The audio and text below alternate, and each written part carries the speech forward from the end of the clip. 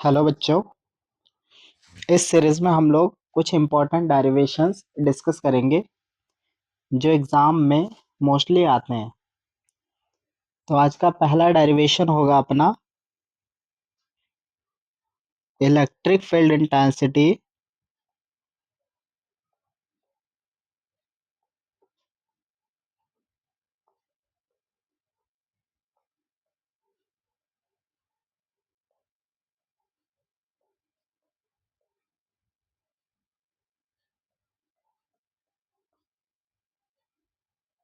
On the axial line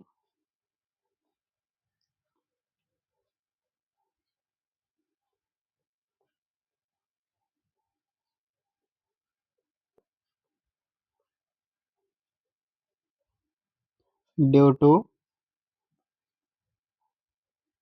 electric dipole.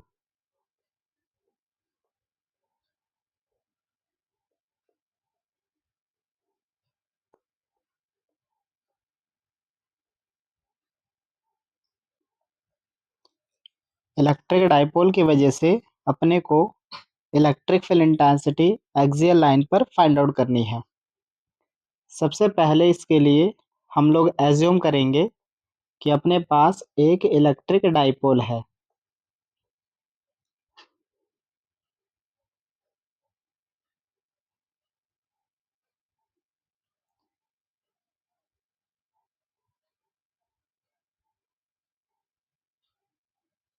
Point A पर एक negative Q charge है और पॉइंट बी पर एक पॉजिटिव चार्ज है।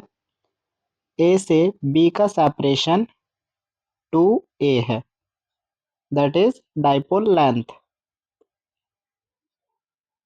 डाइपोल का सेंटर पॉइंट ओ है, इसे सेंटर ऑफ डाइपोल बोलेंगे। ए से ओ का सेपरेशन ए हो जाएगा और ओ से बी का सेपरेशन भी ए हो जाएगा। अब अपने को एक्सियल लाइन पर electric field intensity find out करनी है। तो axial line point P assume करते हैं। ओ से पी का सेपरेशन ये अपना आर है।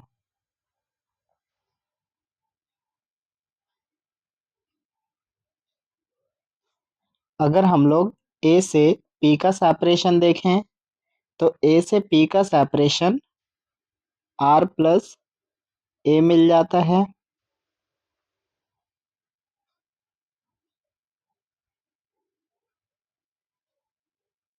और बी से पी का सेपरेशन आर माइनस ए मिल जाता है।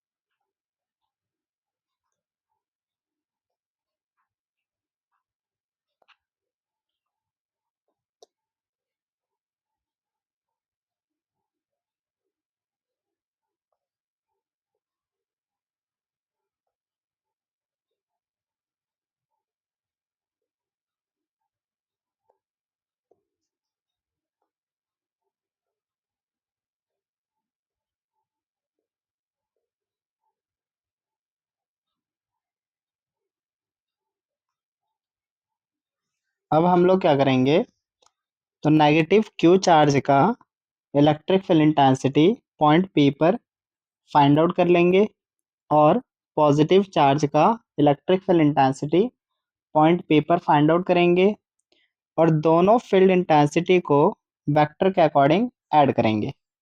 अभी एक माइनस क्यू चार्ज है, अपने को पता है कि नेगेटिव चार्ज का फील्ड टुवर्ड द चार्ज होता है। तो इसे अब हम लोग ई माइनस वेक्टर लिख सकते हैं। ये E minus vector electric field intensity हो गया ड्यू टू नेगेटिव चार्ज।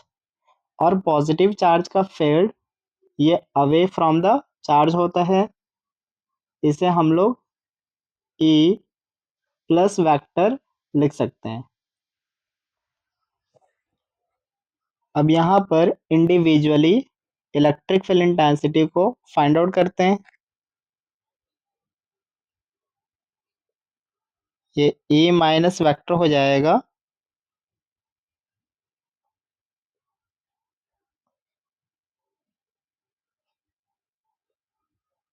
के Q divided by AP square, और इसकी डायरेक्शन माइनस एक्स डायरेक्शन में है, तो minus i cap.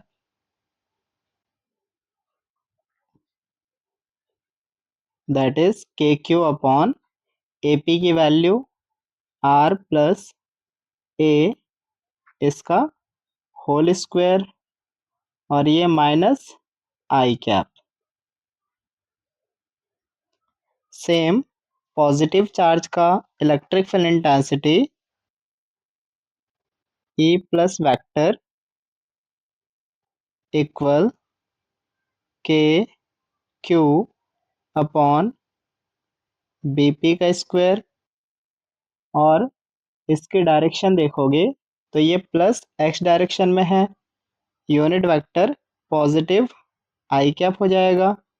That is K Q upon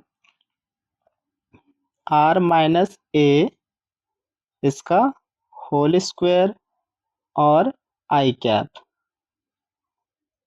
अब हमने electric field intensity due to negative charge and positive charge individually find out कर लिया। अब दोनों को वेक्टर के अकॉर्डिंग ऐड कर लेंगे। तो यहाँ पर नेट इलेक्ट्रिक फील्ड इंटेंसिटी लिखते हैं, that is electric field intensity due to positive charge and electric field intensity due to negative charge. दोनों की वैल्यू पुट करेंगे। इलेक्ट्रिक फील्ड पॉजिटिव चार्ज का K Q upon R minus A इसका whole square है, और direction i cap plus electric field due to negative charge, ये K Q divided by R plus A इसका whole square, और यहाँ पर minus i cap. इन दोनों में जो टर्म्स कॉमन आ रही हैं उसे कॉमन निकालते हैं, फिर सिंप्लीफाई कर लेंगे। के क्यू ये कॉमन आ रहा है, इसके साथ आई कैप को भी हम लोग कॉमन ले सकते हैं। अब अपने पास यहाँ से इस टर्म से के क्यू और आई कैप कॉमन लेंगे तो क्या कॉमन बचेगा बच्चे? अपने पास 1/R माइनस A का होल स्क्वायर बच जाएगा। यहाँ से के क्यू और आई कैप कॉमन लेने पर -1/R प्लस A का होल स्क्वायर बचेगा।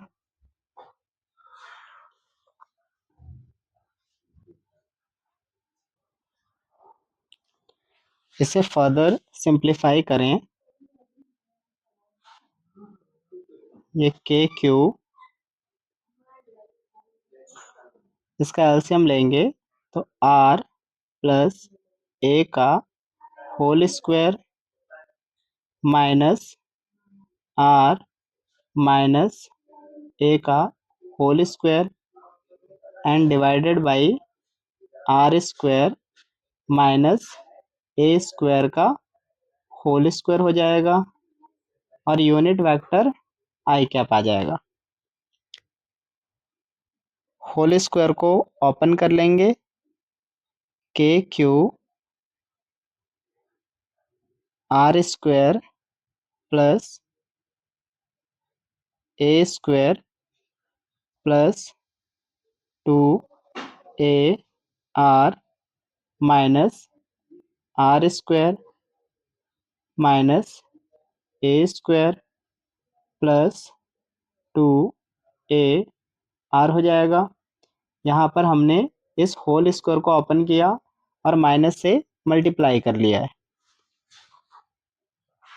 And divided by R square minus A square का होल स्क्वायर, और डायरेक्शन अपने पास आई कैप मिला है।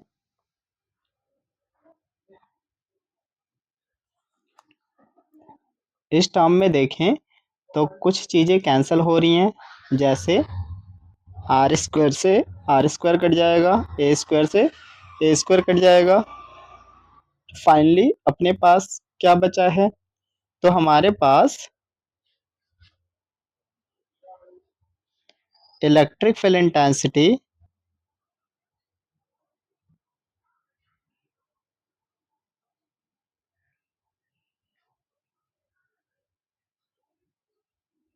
के Q into 4 AR and divided by R square minus A square का होल स्क्वायर बचेगा, direction i cap.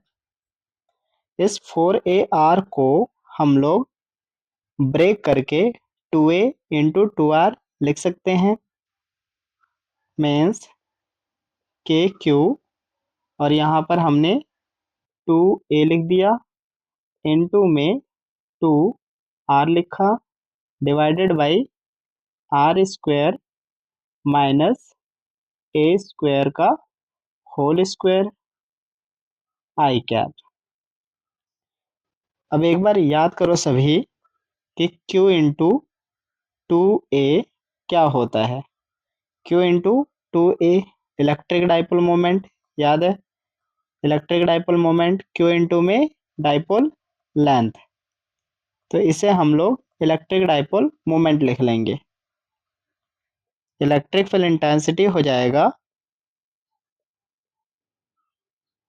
2K P R upon R square minus A square का होल स्क्वायर, और डायरेक्शन अपने पास आई कैप। अब इसका हम लोग मैग्नीट्यूड कैलकुलेट कर लेते हैं। मैग्नीट्यूड निकाल लोगे, यूनिट वेक्टर का मैग्नीट्यूड 1 होता है, तो ये 1 हो जाएगा।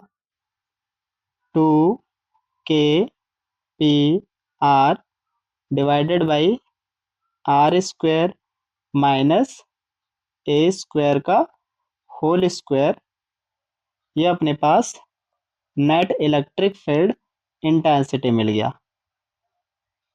On the axial line. अब इसी को एक स्पेशल केस के लिए सॉल्व करते हैं।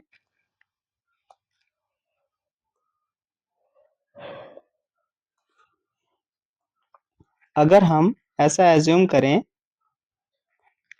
कि R बहुत ज़्यादा बड़ा है as compared to A, means dipole length बहुत ही छोटा है, शॉर्ट इलेक्ट्रिक डाइपोल है। इस कंडीशन में आर स्क्वायर और ज़्यादा बड़ा हो जाएगा ए स्क्वायर से। ए स्क्वायर बहुत ही छोटा है, तो इस टर्म को हम लोग नेग्लिजिबल एज्यूम कर सकते हैं, इसे हम लोग नेग्लेक्ट कर सकते हैं। अब इस टर्म को नेग्लेक्ट कर दें, यहाँ से इस टर्म को नेग्लेक्ट कर देंगे, तो अपने पास क्या एक्सप्रेशन बचेगा बच्चों? Total electric field intensity 2K P R divided by R square का स्क्वायर, मीन्स R की पावर 4, ये R की पावर 4 हो गया।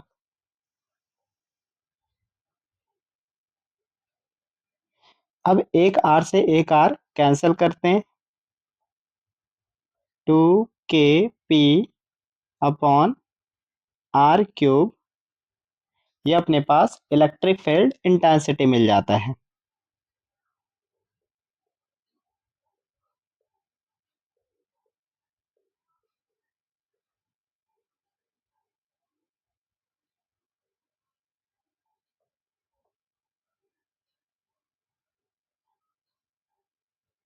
अब इसी के लिए वेरिएशन देखेंगे हम लोग, E वर्सेस R का graph.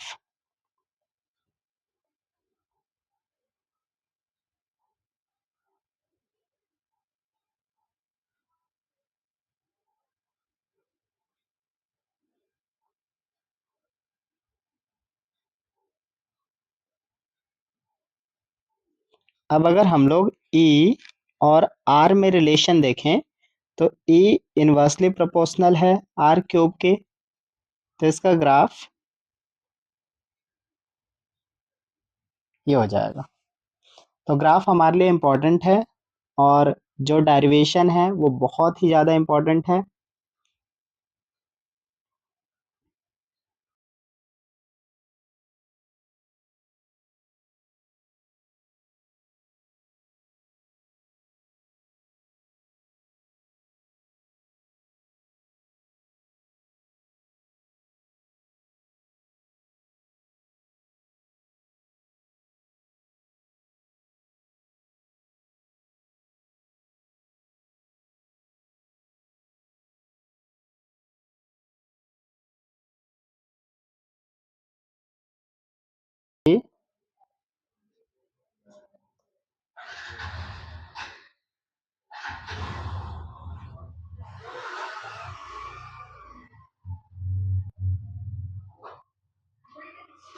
On the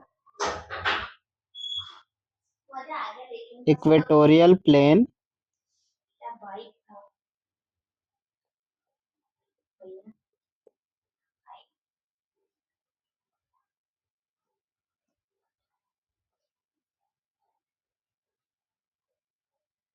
due to electric dipole.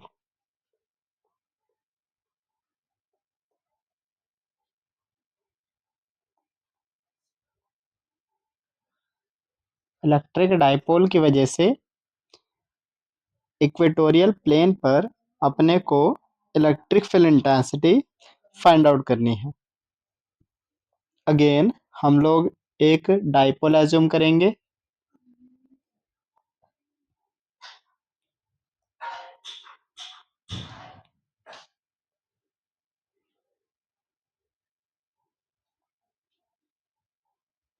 ये अपने पास एक डाइपोल है ए बी। पॉइंट ए पर एक minus Q charge, point B पर एक प्लस क्यू चार्ज है और point O centre of dipole है। डाइपोल की लेंथ 2a।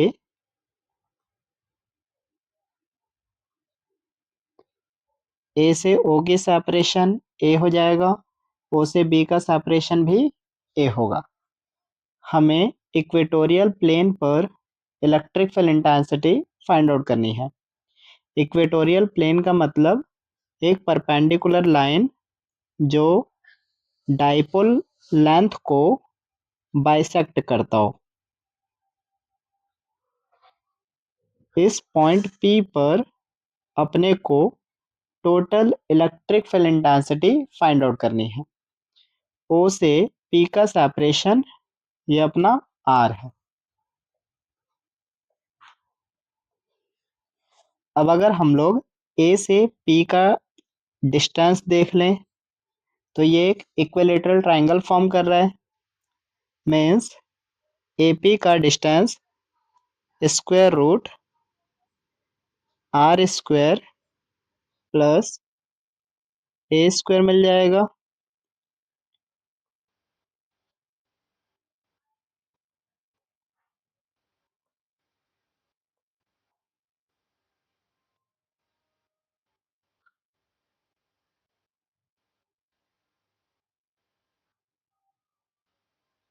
इसी तरह से बी से पी को अगर हम लोग मिला लें तो बी पी की लेंथ ये भी अपने पास under root of R square plus A square मिलेगा।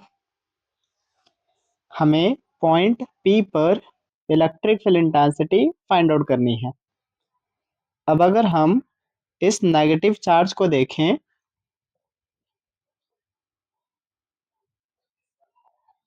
नेगेटिव चार्ज का electric field intensity towards the charge होता है। तो इसके लिए इलेक्ट्रिक फील्ड इंटेंसिटी के डायरेक्शन ये टुवर्ड्स द चार्ज हो गया। इसे E1 वेक्टर एज्यूम कर लेते हैं और पॉजिटिव चार्ज का इलेक्ट्रिक फील्ड इंटेंसिटी इस चार्ज से दूर हो जाएगा। इसे हम लोग E2 वेक्टर एज्यूम करेंगे।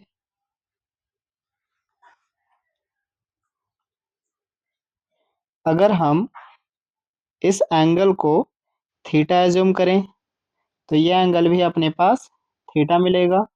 दोनों सिमिलर ट्रायंगल्स हैं। अब E1 और E2 वेक्टर की अगर डायरेक्शन देखें तो इसकी कोई स्पेसिफिक डायरेक्शन नहीं है, तो इसे हम लोग रिजॉल्व कर सकते हैं on the X axis and Y axis. A B के पैरेलल हमने एक एक्सिस ड्रॉ कर लिया। ये अपने पास एक्स एक्सिस है। और ओपी के पैरेलल एक और एक्सिस हमने ड्रॉ किया। अब अगर इस एंगल को देखो, यहाँ एंगल थीटा है, इसका मतलब यहाँ पर भी अपना एंगल थीटा फॉर्म करेगा। और ये एंगल थीटा है, तो ये भी अपना एंगल थीटा फॉर्म करेगा। ये अल्टरनेट और कॉरेस्पॉन्डिंग एंगल्स हैं। E1 को रिजॉल्व कर सकते हैं हम लोग। इसे रिजॉल्व करेंगे तो यहाँ पर E1 कॉस थीटा मिल जाएगा और नेगेटिव वाई एक्सिस के अलोंग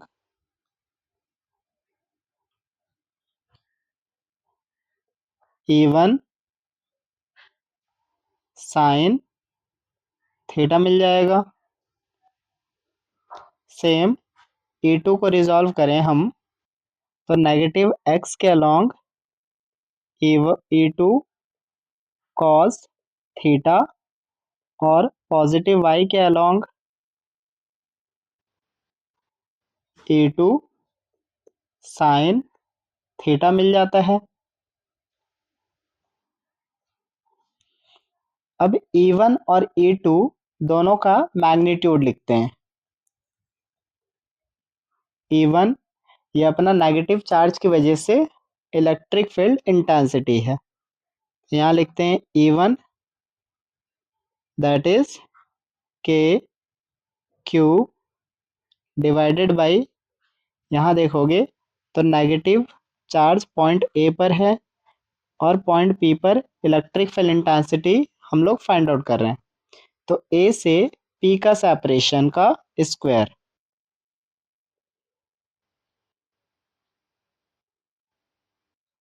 ये हो जाएगा K Q divided by under root R square plus A square का whole square means K Q divided by R square plus A square. Same ऐसे ही अगर हम लोग पॉजिटिव चार्ज का इलेक्ट्रिक फील्ड इंटेंसिटी कैलकुलेट करें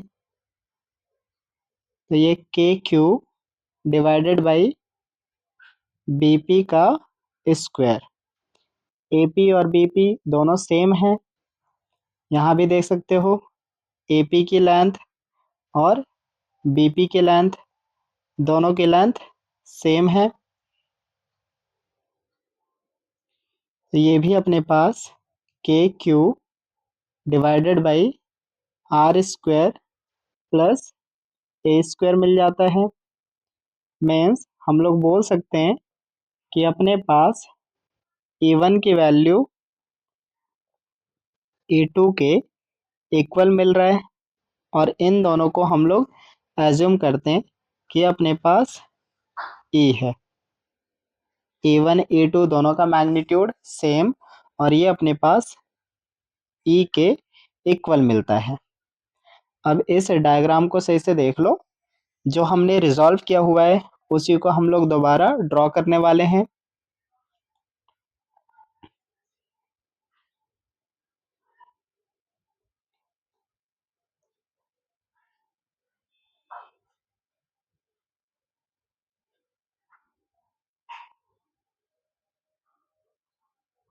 इधर देखोगे तो यहाँ पर अपने पास E1 cos theta negative x पर E1 कॉस थीटा, और E1 अपने पास E के इक्वल है, तो इसे हम लोग E कॉस थीटा लिख सकते हैं। इसी एक्सिस पर E2 कॉस थीटा भी है, E2 भी E के इक्वल है, तो इसे भी हम लोग E कॉस थीटा लिख लेंगे। यहाँ पर नेगेटिव y के अलोंग E1 साइन थीटा है, और पॉजिटिव y के अलोंग E2 साइन थीटा है। E1 और E2 दोनों इक्वल हैं। इस कंडीशन में यहाँ पर E साइन थीटा मिल जाएगा, और पॉजिटिव y के अलोंग भी E साइन थीटा मिल जाएगा।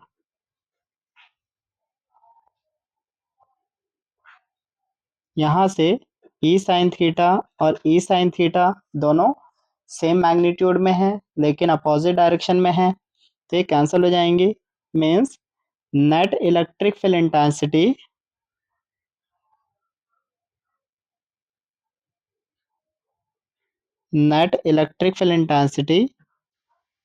ये 2E कॉस थीटा, और इसकी डायरेक्शन माइनस एक्स में, इन दोनों की डायरेक्शन देखोगे तो ये नेगेटिव एक्स में है। E की वैल्यू या तो E1 या E2 दोनों सेम है, किसी की वैल्यू पुट करते हैं, that is KQ divided by R square plus A square cos theta, और ये minus i cap. Cos theta की वैल्यू हम लोग इस ट्राइंगल से निकाल लेंगे। इस ट्राइंगल को देखोगे, ये एक राइट एंगल ट्राइंगल है, यहाँ से कॉस थीटा लिखोगे तो ये हो जाएगा बेस बाई हाइपोटेनियस। यहाँ लिख सकते हैं कॉस थीटा, बेस अपने पास A, और hypotenuse root under R square plus A square. ये अपने पास कॉस थीटा की वैल्यू मिल जाती है। इस कॉस थीटा की वैल्यू को यहाँ पर पुट कर लेंगे।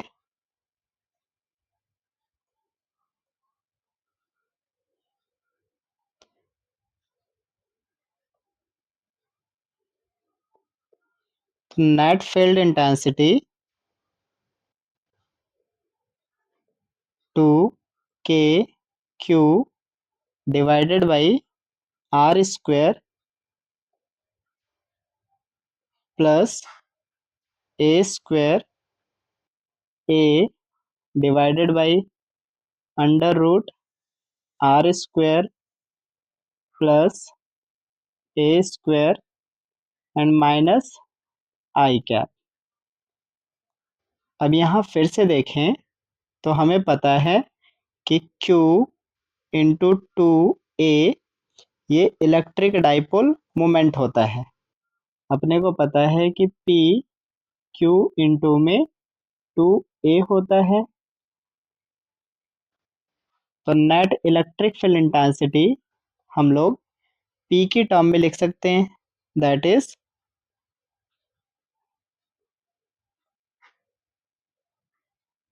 K P डिवाइडेड बाई, इन दोनों टर्म को मल्टीप्लाई करेंगे तो ये R square plus A square की होल पावर 3/2 हो जाएगा, और ये माइनस आई कैप। यहाँ से एक बार डायरेक्शन देख लेते हैं। नेट इलेक्ट्रिक फील्ड इंटेंसिटी की डायरेक्शन माइनस एक्स में आ रहा है, ये अपने पास नेट इलेक्ट्रिक फील्ड इंटेंसिटी की डायरेक्शन है। एक बार इलेक्ट्रिक डाइपोल मोमेंट की डायरेक्शन देखते हैं। हमें पता है कि electric dipole moment minus Q से प्लस क्यू की तरफ होता है, तो ये नेट इलेक्ट्रिक डाइपोल मोमेंट की डायरेक्शन होगी। मीन्स P का डायरेक्शन पॉजिटिव एक्स डायरेक्शन में है।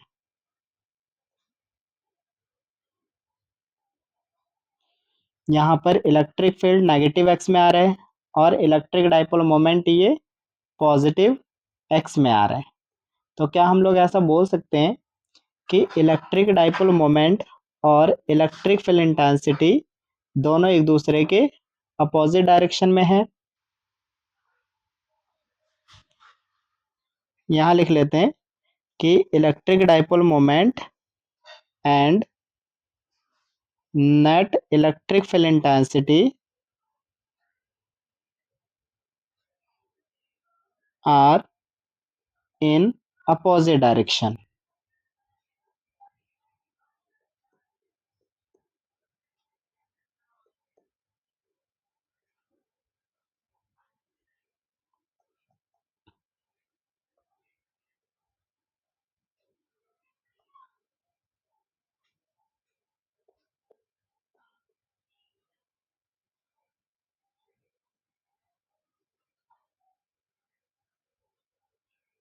तो ये अपना इक्वेटोरियल की कंडीशन में इलेक्ट्रिक डाइपोल मोमेंट और electric field intensity opposite direction में मिल रहे हैं। इलेक्ट्रिक फील्ड इंटेंसिटी की मैग्नीट्यूड अगर कैलकुलेट करेंगे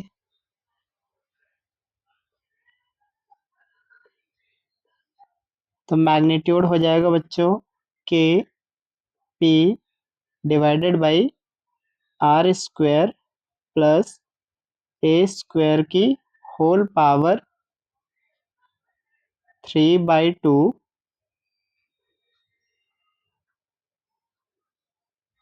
ये नेट फील्ड इंटेंसिटी मिल जाता है ऑन द इक्वेटोरियल प्लेन। इसी को हम लोग स्पेशल कंडीशन में देखें, if R is much larger than A, means यहाँ पर भी डाइपोल की लेंथ बहुत छोटी है एज कंपेयर टू जिस पॉइंट पर हम लोग electric field intensity find out कर रहे हैं। यहाँ पर भी आर स्क्वायर बहुत ज़्यादा बड़ा होगा as compared to A square. तो इस टर्म को हम लोग नेगलेक्ट कर सकते हैं, इसे हम लोग नेगलेक्ट कर लेंगे। तो नेट फील्ड इंटेंसिटी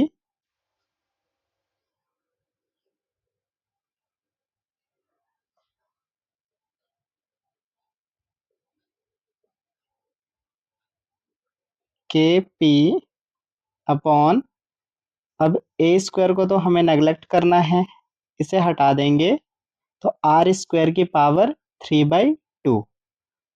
इस पावर में 2 इसकी पावर 2 को कैंसिल कर देगा तो ये आर क्यूब हो जाएगा। ये हमारे पास इलेक्ट्रिक फील्ड इंटेंसिटी मिल जाती है जब डाइपोल का लेंथ छोटा हो।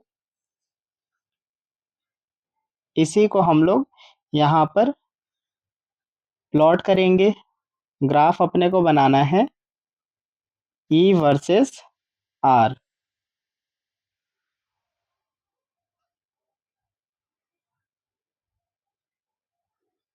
अब अगर ई और आर में रिलेशन देखें तो electric field intensity inversely proportional है आर क्यूब के। तो इसका ग्राफ ये हो जाएगा। ग्राफ अपना सेम दिख रहा है जो हमने एक्सियल लाइन पर फाइंड आउट किया था।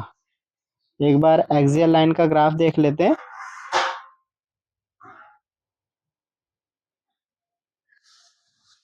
ये अपने पास एक्सियल लाइन पर इलेक्ट्रिक फील्ड इंटेंसिटी और आर के बीच ग्राफ है। अच्छा, इसी में डायरेक्शन देखें। हमें पता है electric dipole moment minus Q से प्लस क्यू की तरफ जाता है, मीन्स इलेक्ट्रिक डाइपोल मोमेंट की डायरेक्शन पॉजिटिव एक्स है। और नेट इलेक्ट्रिक फील्ड इंटेंसिटी देखो, नेट इलेक्ट्रिक फील्ड इंटेंसिटी की डायरेक्शन भी पॉजिटिव एक्स आ रहा है। मीन्स इस कंडीशन में हम लोग बोल सकते हैं कि electric field intensity and electric dipole moment are in same direction.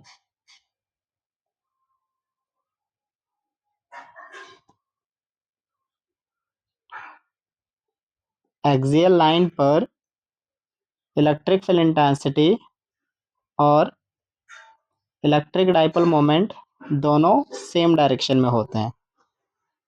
ये पॉइंट हमारे लिए इम्पोर्टेंट है, कई बार ये प्रूफ करने को भी आता है, तो ये पॉइंट डायरेक्टली याद रखना है कि एक्सियल लाइन की कंडीशन में इलेक्ट्रिक फील्ड इंटेंसिटी और इलेक्ट्रिक डाइपोल मोमेंट दोनों सेम डायरेक्शन में है,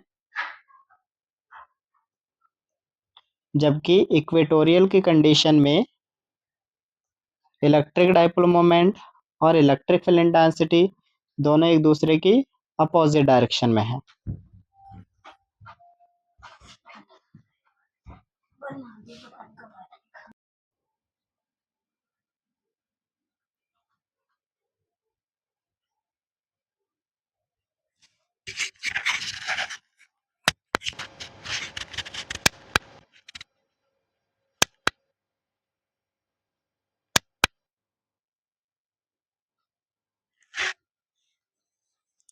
नेक्स्ट,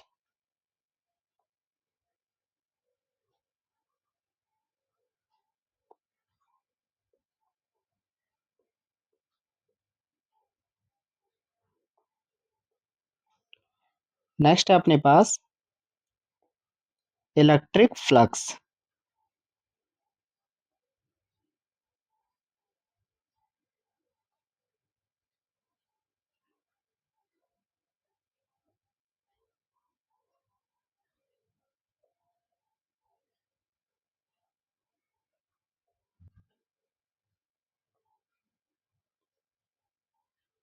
नेक्स्ट है अपना electric flux.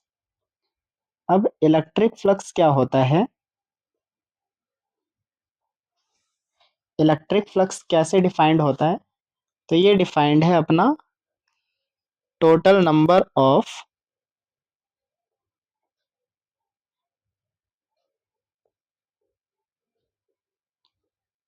Electric field lines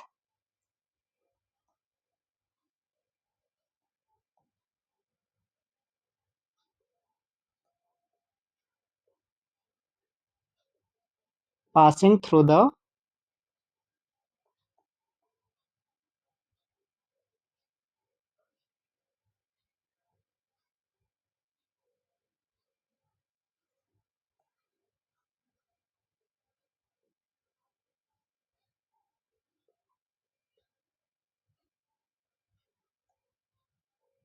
surface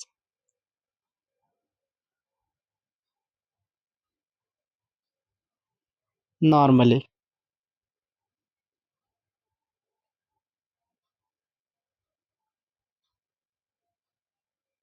means electric field lines उनकी टोटल नंबर क्या है जो सरफेस के परपेंडिकुलर में पास कर रही हैं। अगर हम एज्यूम करें कि अपने पास कोई आर्बिट्रेरी सरफेस है, ये कोई एक सरफेस है और इलेक्ट्रिक फील्ड इंटेंसिटी,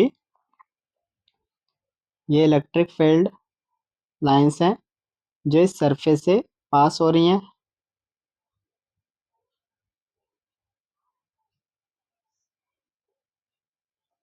इस सरफेस का ये कोई स्मॉल एरिया मान लेते हैं, सरफेस का ये एरिया वेक्टर ए वेक्टर है, स्मॉल एरिया हम लोग ds वेक्टर लेते हैं। एरिया वेक्टर और electric field intensity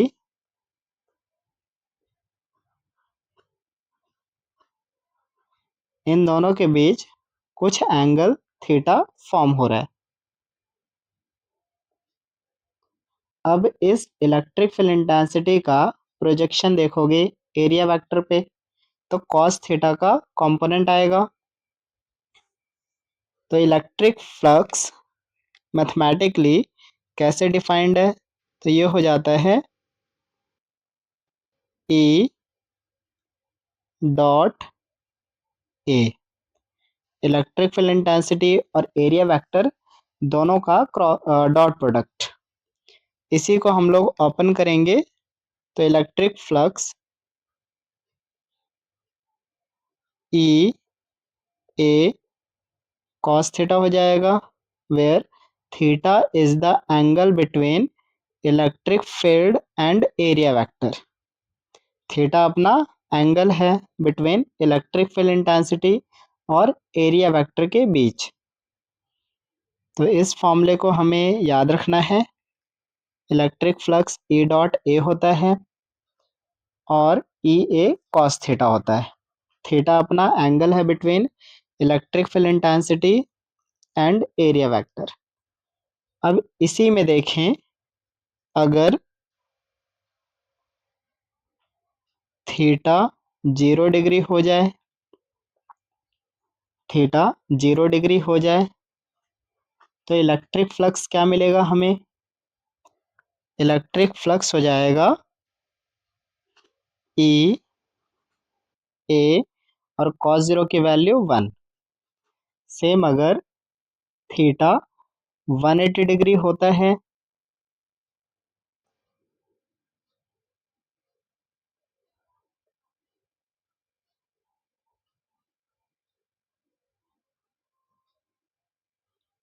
cos 180 degree -1 हो जाएगा तो इलेक्ट्रिक फ्लक्स माइनस ई ए। और अगर थीटा 90 डिग्री हो,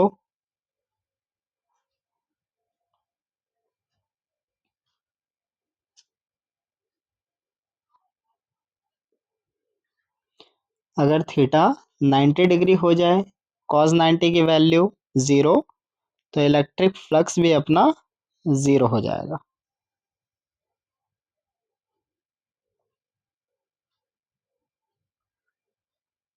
तो इस तरह से हम लोग इलेक्ट्रिक फ्लक्स को फाइंड आउट कर सकते हैं। अगर एरिया अपने पास स्मॉल एरिया हो, इस कंडीशन में हम लोग स्मॉल इलेक्ट्रिक फ्लक्स निकालेंगे और इसे लिखेंगे D phi, that is E dot D S vector. D S vector अपना स्मॉल एरिया वेक्टर है और दोनों साइड हम लोग इंटीग्रेट कर लेंगे। तो ये हो जाएगा integration D phi equal integration of E dot D S vector,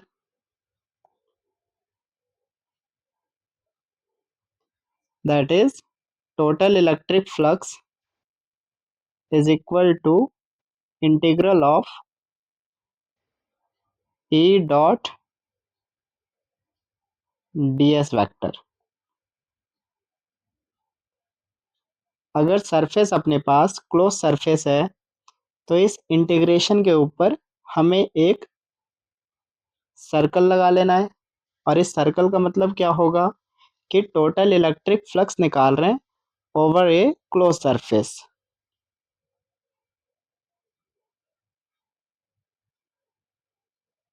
ये हो जाएगा टोटल इलेक्ट्रिक फ्लक्स